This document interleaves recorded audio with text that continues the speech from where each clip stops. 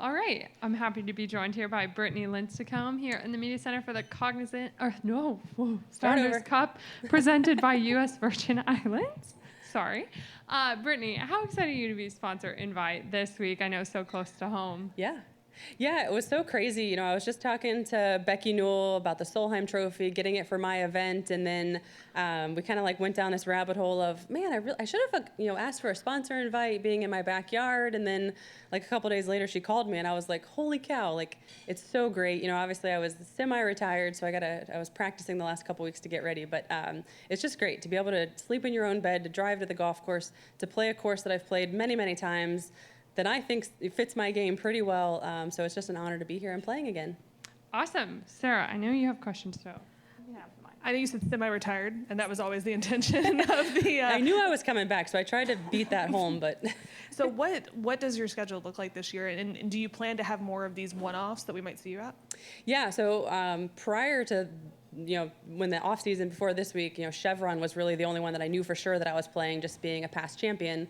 So now this one and that one for sure, and then probably something in the summer, just when Emory doesn't have kindergarten. We can't miss kindergarten now, so probably something in the summer. But really, I have no idea. I don't know what I'm going to get into. Do I need to ask for another sponsor invite? Being semi-retired, which sounds weird, so we'll just have to see.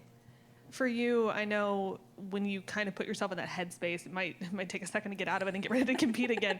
What switches do you have to flip back on as you readied yourself for this week? Yeah, I feel like I've always just been a field player. So, I was joking with my group today about, I've only played on Fridays. And the director of instruction of our club was out just walking with me. And he was like, you've only ever played on Fridays. Like, it's not like I was a big practice person before, so I've really been doing the same things that I've always done. So it's pretty still fresh in what I always do. So it's more just the mental side. Since having kids, just kind of trying to focus out there and not think, wonder what they're doing right now. I wonder if they're having a good day. Did they have lunch today? Like all these things go through your brain about like mom guilt. So it's just trying to focus on golf and just taking it in and enjoying the moment. I know, obviously, you mentioned Emory's kindergarten, and that was, her starting kindergarten was a big proponent or caveat of what really caused you to think about stepping away last year. What have you been doing with the kindergarten class? Are you still doing lunch duty? Are you still going in to help? Yeah, not as much as I would like. My husband, unfortunately, is working out of town now. And unfortunately, the dog is just not willing to watch the 2-year-old, so I can go do lunch. So it's kind of throwing a little bit of a wrench in my volunteering, but I'll probably get back to it somehow, whether I have to take the 2-year-old to my parents' house and then go do lunch and then go back and get her. But it's so much fun just to go and see their smiling faces. My parents have owned a daycare for over 35 years, so just being around kids and being in that scene is just right up my alley. So it's always fun to go in to lunch and surprise my 5-year-old and her see me there. So it's pretty cool. And then last one for me, obviously being a female in sports, and you have 2 daughters, it is National Girls and Women in Sports Day. Can you just speak to what it means to you to be a woman in sports and to be setting that example for your daughters? Yeah, it's so cool. Whether it's my daughters or any child, it's just cool to be able to be somebody that's influencing the next generation. I've always wanted to leave the game better than what it was when I turned pro 20 years ago. So to have that ability to be able to sign one autograph out there for some child, male or female, just to be able to inspire them to maybe want to pick up the game, whether it's high school, college, professional, whatever it may be, later in life for business. It's just such a wonderful game that I feel like every child should play. So again, I had my first tee event on Monday, and just I love seeing the kids out there playing and picking up the game. Speaking of your first tee event, that was the question I was going to ask. Oh. Since we last saw you at Pelican, you have been involved in a number of charity outings along the way. How important is it to have things like your first tee event, like the event Morgan runs, like the Palmacia event that you went to last month? That was the coolest event I've played, I think, ever. I had the best day, but it's crazy. It's like our generation, like Morgan Pressel, Sandra Gall had her own charity event there for a while. It seems like the new generation doesn't quite get the whole giving back and the, celebrating, this great career that you've had, to be able to give back your time to host something bigger than just this. So to be able to have my event or be able to help Morgan at her event, it's just cool to be in a spot to be able to give back and to raise some funds for local charities. And I'm basically on the Pro-Am tour now, which is super fun to go help charities, raise a little bit of money, and anything to do with kids, breast cancer, those are right up my alley. And what did your first tee event do, and how much did you raise? And Yeah, I haven't got the numbers yet, but I'm hearing it's somewhere around 250, like netting 250, which is for us really incredible. I know we had at the end a give from the heart. We had a lovely family match up to $20,000 for us to get us a new bus.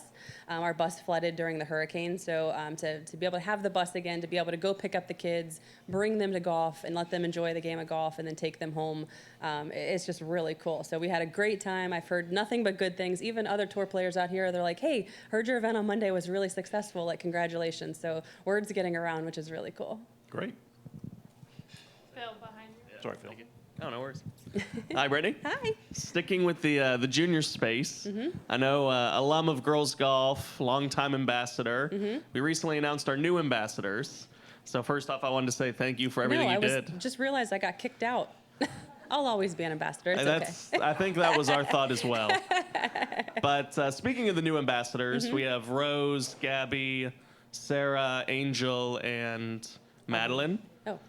So can you just talk about how you think they'll do as ambassadors and what you've just noticed them do for the game in general? Oh, I think they're going to crush it. You know, I saw them doing some stuff out on the lawn the other day, but just to be able to put your name on that, to be able to give back a little bit to help the next generation, it's just so cool. I mean, young girls look up to us, so to be a face that they can recognize or maybe watch week to week and be like, oh, like she's an ambassador. This is what she does. I want to be like her.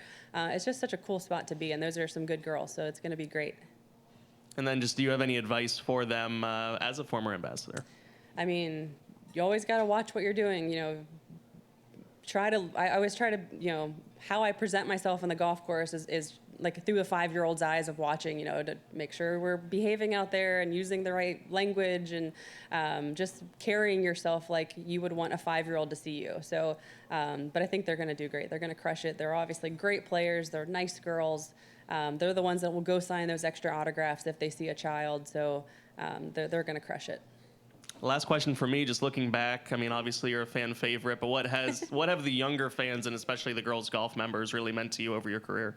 Oh, just seeing them out there and having them support and to have a little smiling face on the side of the ropes. I mean, now having 2 girls of my own, when I see a kid, I'm like, gosh, that could be, you know, especially when they're watching them on the range, I'm like, that could be my 2 daughters, you know, someday.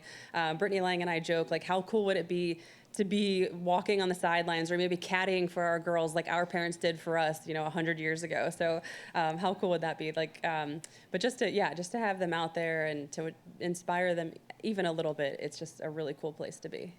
Awesome, thank you. I'll wrap it up since Megan's not here to ask her question. I'll ask her question. Obviously, this is the Founders Cup, so we'd love to hear some of maybe your favorite memories with the past founders. I know they're gone now, but we'd love to look back at some of the memories you have with any of the founders. Yeah, I don't feel like I have too many like offhand, but just obviously can't thank them enough for having a vision to want to create a women's tour. I mean, none of us would be here without them, so we owe everything to them. And you know, I'm praying they're, you know, watching us, and we're representing them the way that they would want to be represented, and just wanting to grow the game, women's golf, making it better. 75 years, like, it's just such a cool spot. It gives me chills. So, you know, I'm hoping to leave my mark to make it better and just see it continue to grow. It's such a great spot. Women's golf is in such a great spot. Awesome. Thanks, Brittany. Thank you.